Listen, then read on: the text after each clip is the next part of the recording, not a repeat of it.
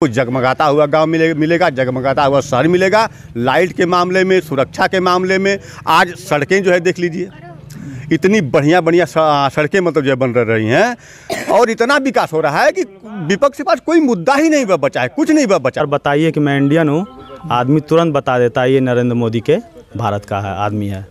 तो पहले की अपेक्षा अभी इंडिया की वैल्यू जो है या रिस्पेक्ट जो है फॉरेन में बहुत ज़्यादा है, बहुत ज़्यादा है। अब विदेश में चाहिए जोगी जी की।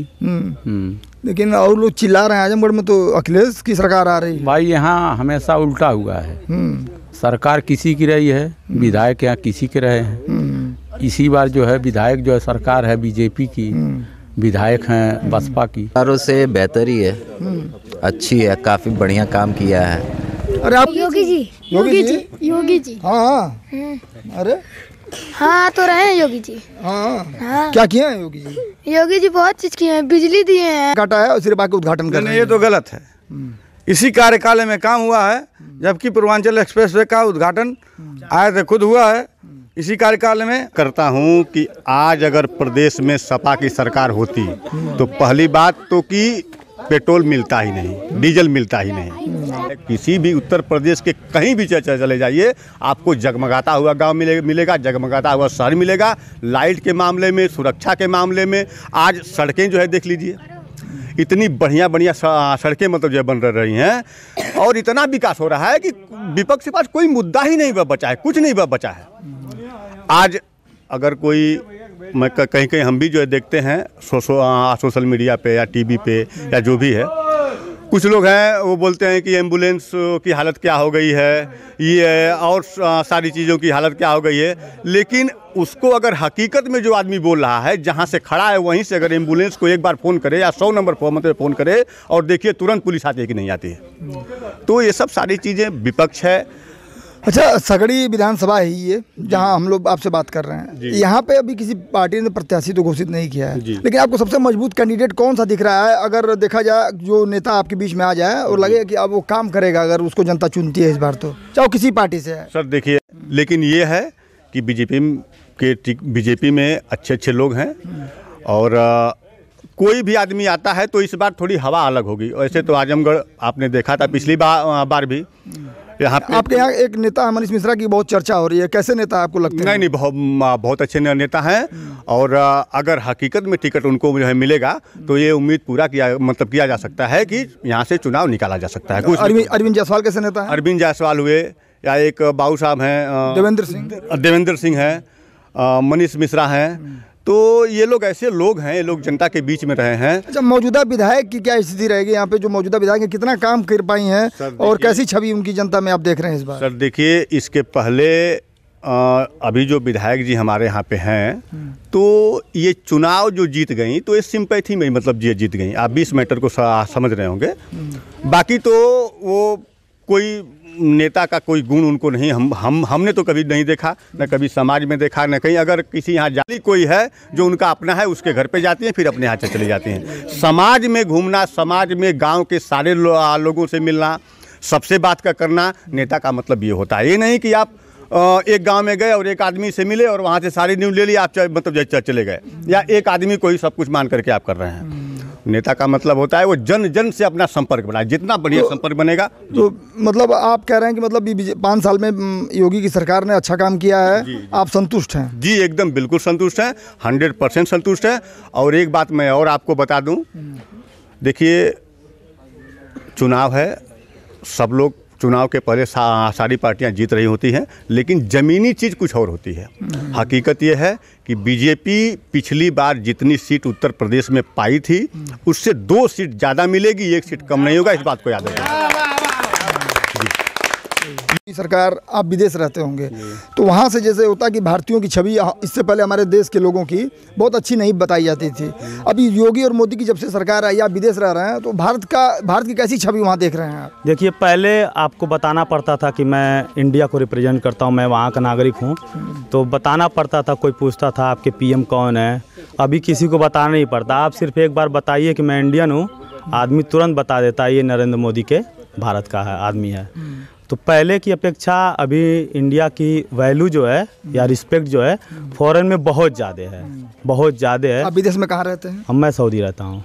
देखिए, ये सऊदी रहते हैं, आज़ाद सिंह इनका नाम है, और ये बता रहे हैं कि भारत की छवि पहले कैसी विदेशों में थी, आज कैसी है, क्योंकि इनसे अच्छा कोई नहीं बता पाएगा, क्योंकि ये विदेश में खुद रहे हैं, रह के आए हैं, अपने गांव आए हैं। इनकी ग्राम सभा यही है, मेघई है, यहीं के रहने वाले हैं। अच्छा, अभी महंगाई को लेकर थोड़ी बात हो रही है, तो क्या लगता है, क्या कारण है महंगाई बढ़ जाने का? इसके पीछे कुछ आप अगर इसका आकलन करें तो। देखिए, जिस कोरोना के प्रभाव से पूरा विश्व प्रभावित था, मैं 3-4 सालों से सऊदी में हूँ। सऊदी का इतिहास रहा, जब से सऊदी आज़ाद हुआ तब से सऊदी कभी भी 1 रुपये का कर्ज किसी भी देश से नहीं लिया। लेकिन मैं 7-8 महीने पहले जब था सऊदी में, तो पहली बार वो इस कोरोना काल में वर्ल्ड बैंक से कर्जा लिया। तो जब सऊदी जैसे अच्छे आर्थिक स्थिति रखने वाले देश की अर्थव्यवस्था खराब हो सकती है, तो भारत में तो पॉपुलेशन बहुत ज़्यादा है, तो यहाँ के लोगों को सारी सुविधाएं सरकार फ्री में दी है, तो कहीं ना कहीं तो महंगाई बढ़ना लाजमी है। पहले जहाँ पेट्रोल का भाव बहुत कम था, वहाँ अब यहाँ की अपेक्षा वहाँ भी बढ़ गया है, तो यहाँ भी बढ़ेगा ही, क्योंकि जितना भी तेल आता है सब गल्फ से ही आता है ज़्यादातर, तो वहाँ महंगा मिलेगा तो भारत में तो महंगा मिलेगा ही, यही कारण है।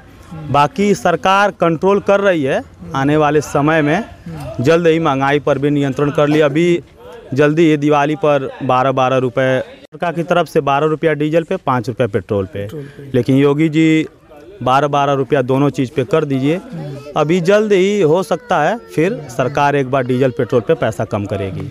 तो मतलब इस बार क्या लगता है, योगी जी आएंगे? पूर्ण बहुमत से आएंगे, पूर्ण बहुमत से, बिना किसी संकोच के पूर्ण बहुमत से। आपसे पूछना हो कितनी सीटें आ रही हैं तो क्या बताएंगे? पिछली बार से ज़्यादा ही सीटें आएंगी, बस इतना जान लीजिए। और आजमगढ़ में भी भारतीय जनता पार्टी की पिछली बार से अच्छी सीटें रहेंगी। सगड़ी विधानसभा में जिसको भी टिकट मिलेगा, चाहे वो कोई भी हो, वो ही कैंडिडेट जीतेगा। बहुत बहुत धन्यवाद दादा जी आपका। और लोग कुछ हैं, उनसे बात करते हैं। चंद्रकांत सिंह जी। अच्छा, ये बताइए, इस बार चुनाव का माहौल अब आ रहा है, 4-5 महीने और रह गए हैं चुनाव को। सभी पार्टियां अपने अपने स्तर से तैयारी कर रही हैं। अखिलेश यादव भी बहुत जोर मार रहे हैं, एक तरफ जयंत चौधरी के पुत्र को लेकर घूम रहे हैं, दूसरी तरफ राजभर के साथ गठबंधन, तो बीजेपी को घेरने का पूरा प्लान सपा कर रही है। मुद्दे भी कई हैं, महंगाई का मुद्दा और भी तमाम। तो आपको लगता है कि इस बार के चुनाव में योगी के सामने राह कितनी कठिन होने वाली है, और क्या वापसी करेंगे? अगर इस पर कुछ कहना हो तो कैसे कहेंगे आप? ऐसा है कि पहले तो मैं कुछ कहूँगा नहीं किसी पार्टी के बारे में। मैं व्यक्तिवादी के साथ रहता हूँ। वो व्यक्ति जब तक कोई पार्टी नहीं पकड़ेगा तब तक मैं कोई बयान नहीं दे सकता हूँ। चलिए, बहुत बहुत धन्यवाद। क्या नाम है? भीम सिंह। अरे भीम सिंह, अरे योगी की अखिलेश है पर केकर सरकार बनती है? और सरकार तो बननी चाहिए जोगी जी की। लेकिन और लोग चिल्ला रहे हैं आजमगढ़ में तो अखिलेश की सरकार आ रही है। भाई, यहाँ हमेशा उल्टा हुआ है। सरकार किसी की रही है, विधायक यहाँ किसी के रहे हैं। इसी बार जो है विधायक जो है, सरकार है बीजेपी की, विधायक हैं बसपा की। तो ये बताओ, महंगाई बढ़ल है पारी? हाँ, बढ़ी तो है महंगाई। का महंगा खरीदत हुआ है पारी? तेल खरीद रहे हैं, डीजल खरीद रहे हैं, पेट्रोल खरीद रहे हैं, यही सब महंगा है। तो चुनाव में जीबत का देखबा चुनाव में पारी? चुनाव में यही देखा जाएगा कि भाई जोगी का कुछ कार्य अच्छा है। अपने कार्यकाल में गुंडों माफियाओं को जेल की सलाखों के पीछे रखा है, तो खैर भय मुक्त सरकार दे रहे हैं, तो ये तो अच्छी बात है। जनता को यही राहत चाहिए। आप बैंक से 50,000 रुपया लेकर चलने में आपको दिक्कत होती थी पहले, अब थोड़ी भाई दिक्कत कम हो गई है। यह सरकार की सामने पारी। हमको तो ये नहीं लग रहा है कि टिक पाएंगे।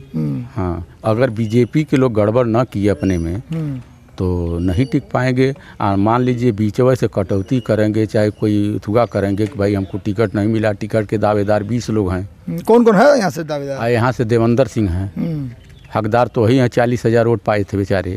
भाजपा का रिकॉर्ड तोड़े हैं। मान लीजिए मनीष मिश्रा दौड़ रहे हैं, चोर आदमी, ठीक है। हाँ, और इसके बाद जो अरविंद जायसवाल हैं, उनके अंदर बनियाबाद एकदम है, बिरादरीवाद है। तो सबसे अच्छे तो यहाँ देवेंद्र सिंह हैं भाई, अलग अलग जनता की भावना है।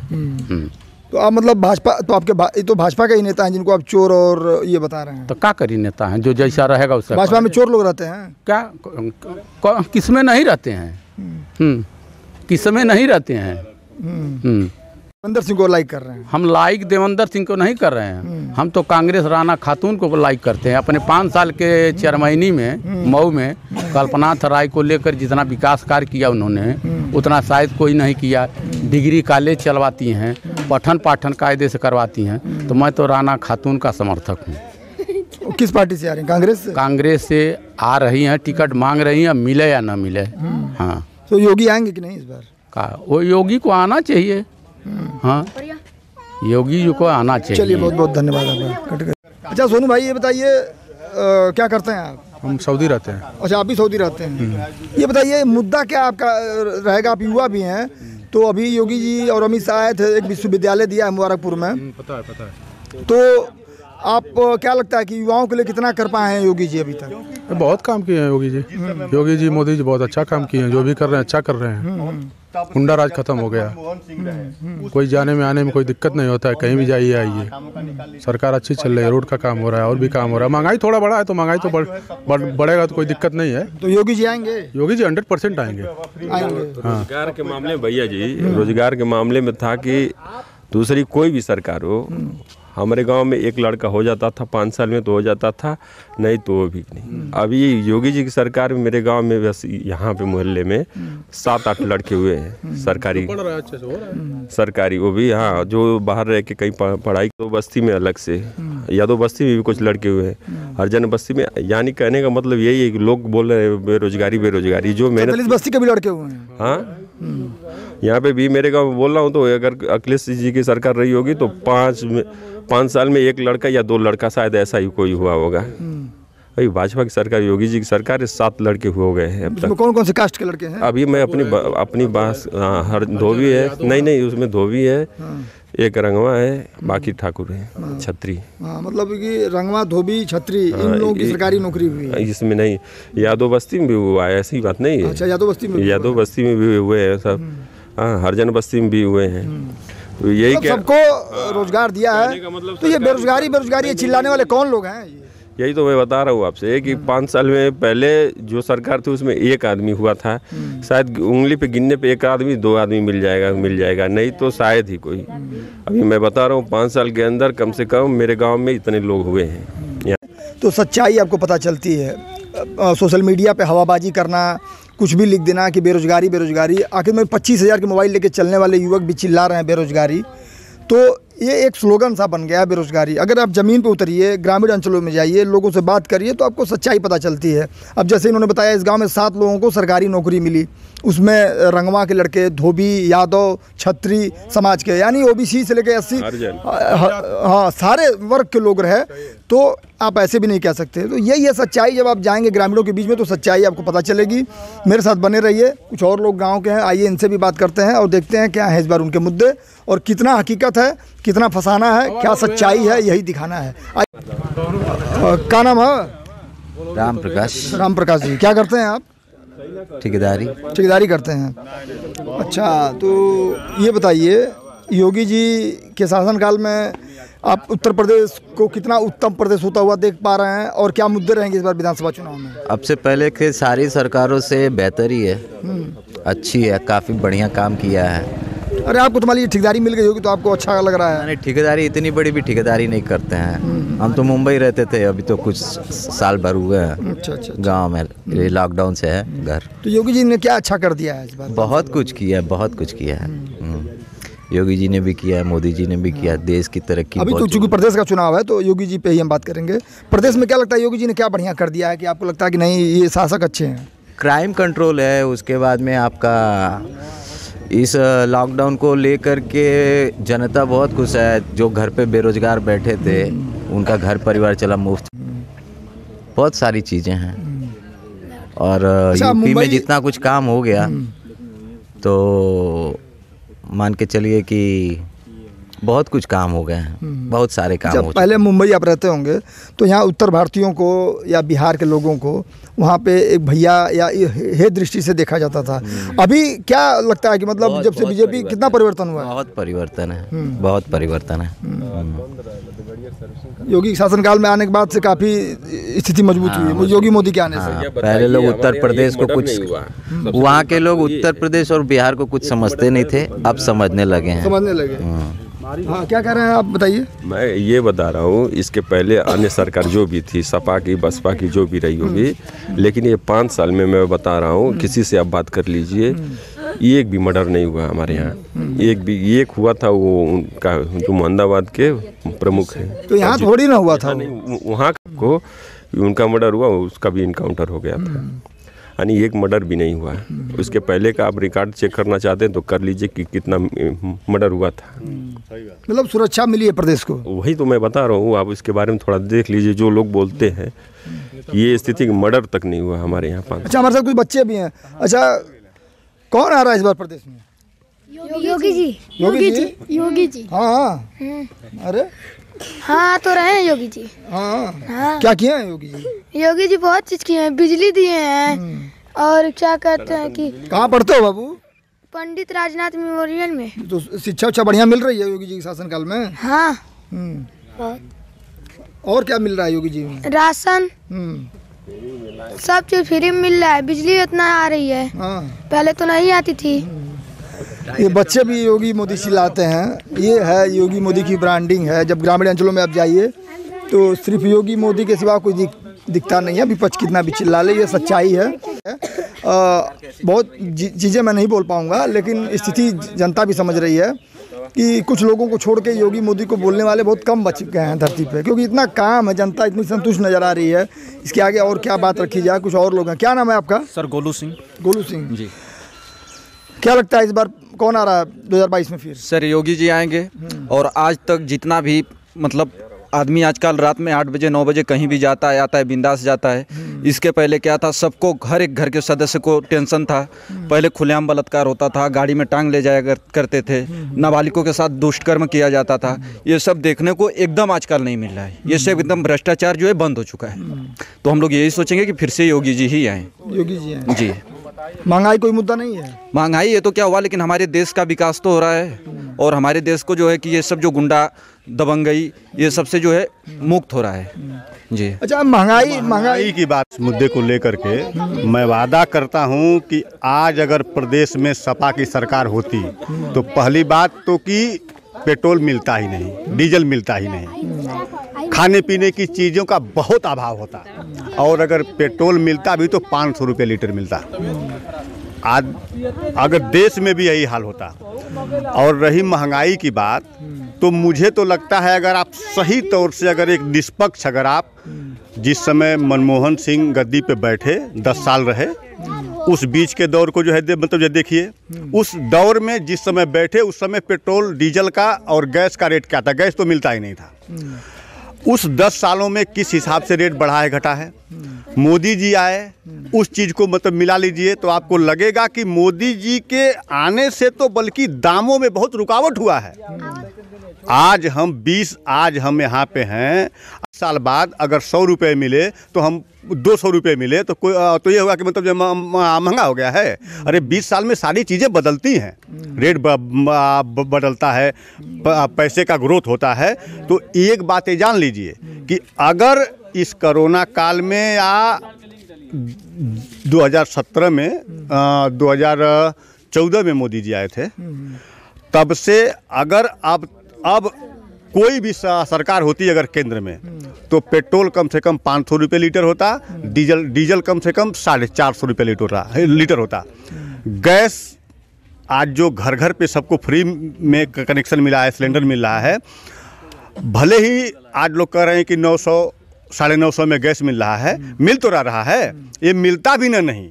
और इतनी कालाबाजारी होती कि जो लोग पैसे वाले हैं, जिनके पास एक्स्ट्रा पैसा है, तो 5000 रुपये में गैस का सिलेंडर ला के मतलब चला लेते थे। पर जो एक तबका है, आज देख रहे हैं पेड़ पौधों की संख्या कम हो गई है, लकड़ी उकड़ी की भी समस्या ज़्यादा है। पहले सबके पास खलिहान, बाग बगीचा या और सब चीज़ें होती थी जिससे आदमी चूल्हा जला के खाना बनाता था। अगर इस समय ये अभाव होता तो आप विश्वास रखिए बहुत सारे लोग खाए बिना मर जाते। राशन भी होता लेकिन वो पकाएंगे क्या किस पे?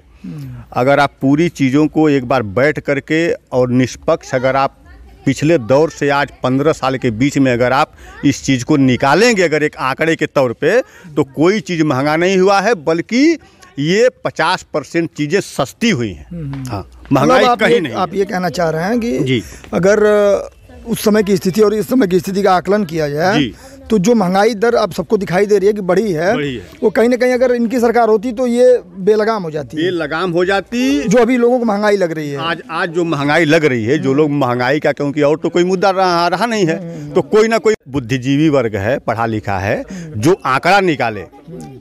जिस समय कांग्रेस ने, हाँ ये बताइए, ये तो ठीक है, आजमगढ़ में कितनी विधानसभा आजमगढ़ में कितनी है? 7 के आसपास है। 7 है। 2 लालगंज में है। 2 लाल मतलब 7-8 जो भी है। मान लीजिए 9 होंगी जी, तो यहाँ पे सपा बसपा का गढ़ माना जाता है। जी। तो सपा बसपा का गढ़ है, यहाँ पे बीजेपी हमको लगता है वर्तमान में सिर्फ फूलपुर वाली सीट पे काबिज है, वो भी रमाकांत यादव के लड़के हैं। जी। तो कहीं ना कहीं यहाँ के विधायकों से भी तो जनता को सवाल करना ही होगा कि आपने क्या किया, आपने विधायक निधि का कहीं स्कूलों में दिया, आपका धन का जो आवंटन किया वो कहाँ गया आपके? तो इनसे भी हिसाब जनता मांगे। बिल्कुल। तो इस पे आप क्या कहेंगे? अगर सपा बसपा का गढ़ के रूप में अगर पहचान है जिले की, तो ये विकसित क्यों नहीं हो पाया? ये विकसित नहीं हो पाया।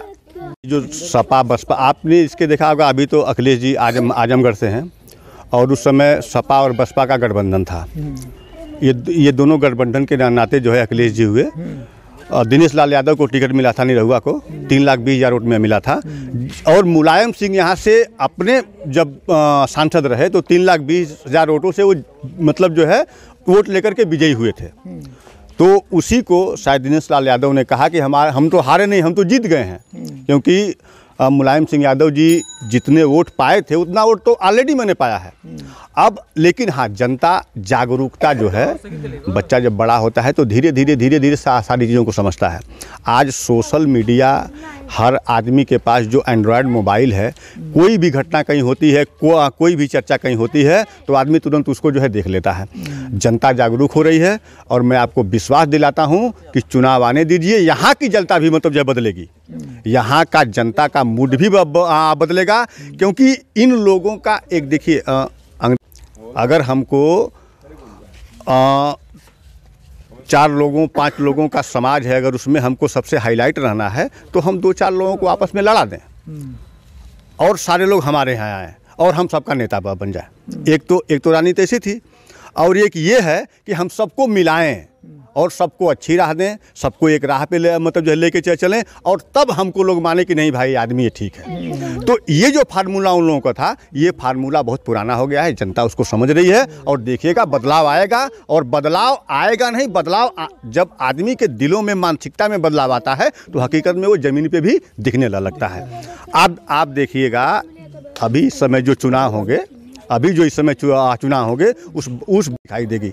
और आने वाले जब फिर 2024 में चुनाव होगा तो आप विश्वास रखिए, यहाँ से सांसद जो भी होगा, अगर दिनेश लाल यादव आ गए तब तो कोई बातें नहीं, जो भी होगा यहाँ से टिकट पाएगा, यहाँ से जीत के जाएगा, ये पक्का, इसमें कोई दो राय नहीं जी। बदलाव दिखेगा, बिल्कुल दिखेगा। 2022 विधानसभा चुनाव को लेकर तस्वीरें धीरे धीरे साफ हो रही हैं।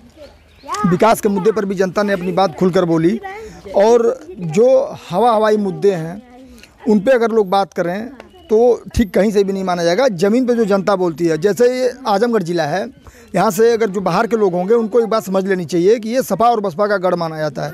यहाँ बारी बारी से इनके ही विधायक और सांसद यहाँ काबिज रहे। तो अगर आज़ादी के बाद कांग्रेस, सपा, बसपा के विधायकों ने यहाँ पर शासन किया, राज्य किया, तो क्यों नहीं विकास हो पाया आजमगढ़ का? आज भी क्यों विकासशील, क्यों पिछड़ा हुआ है जिला माना जाता है?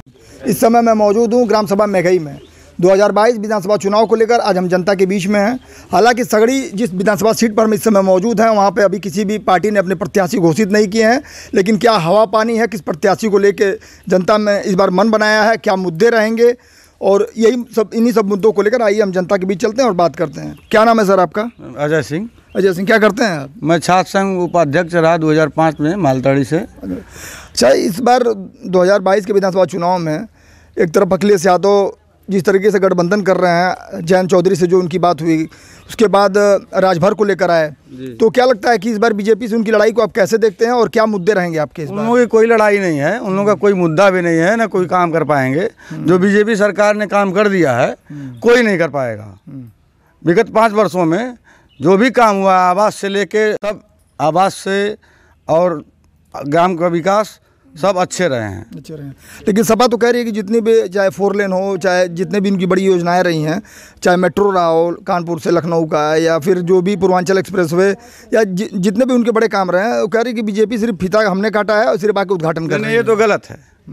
इसी कार्यकाल में काम हुआ है, जबकि पूर्वांचल एक्सप्रेसवे का उद्घाटन आए थे खुद हुआ है इसी कार्यकाल में। ऐसी कार्यकाल में बहुत जल्दी, इतना जल्दी कोई पूर्वांचल एक्सप्रेस नहीं बनवा पाता। कम लागत में बीजेपी सरकार ने ये काम किया है।